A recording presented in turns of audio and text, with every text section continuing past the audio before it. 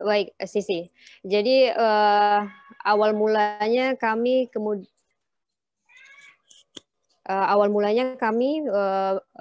mendapat laporan dari teman-teman yang tergabung dalam Sahabat Milenial Indonesia itu sendiri, di mana kemudian itu bergulir menjadi diskusi ringan kami awalnya di dalam pertemuan kami pada tanggal 9 Februari kemarin. Nah, di dalam diskusi pertemuan itu, teman-teman menyampaikan akan kecemasannya maupun keresahannya terkait web yang disinyalir kemudian mempromosikan perkawinan usia anak di usia 12 sampai 21 tahun gitu Sisi.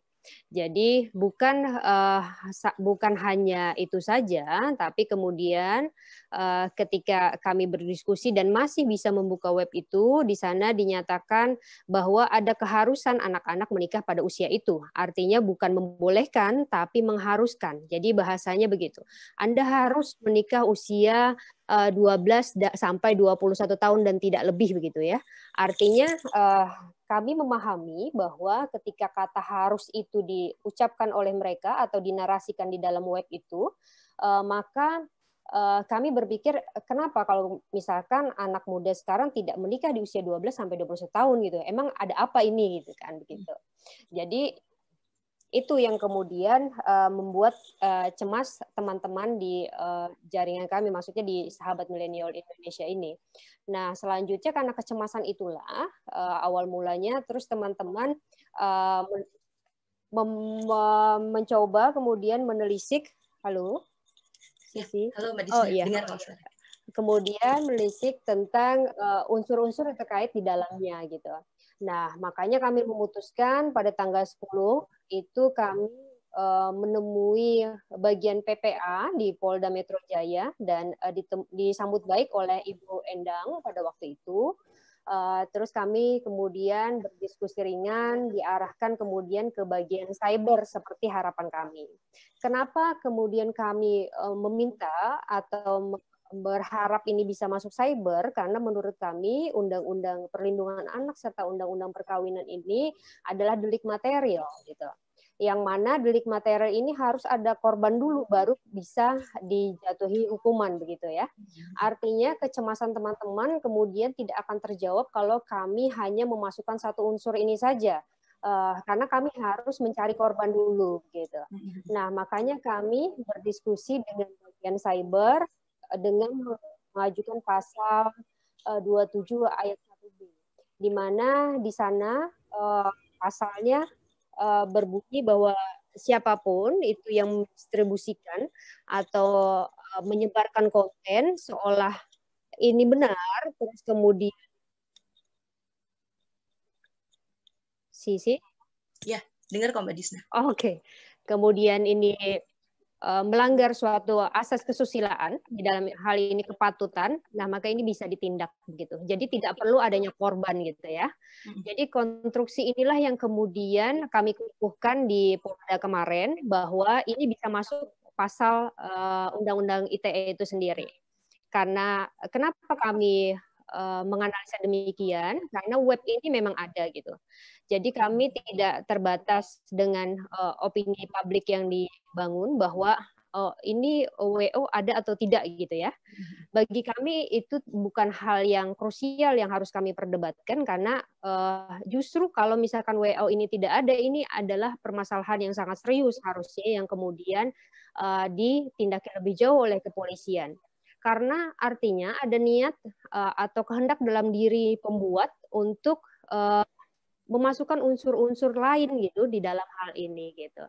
Jadi kami berharap kemudian pihak kepolisian juga bisa bersinergi dengan kami untuk menuntaskan ini agar tidak terjadi penyimpangan opini lain gitu kan. Karena kami yakin bahwa generasi muda ini perlu perlindungan. Tidak harus adanya korban, tapi ketika awal mula dugaan terjadi proses hukum itu sendiri, itu pun sudah harus bisa ditindak gitu Sisi. Begitu Sisi saya pikir.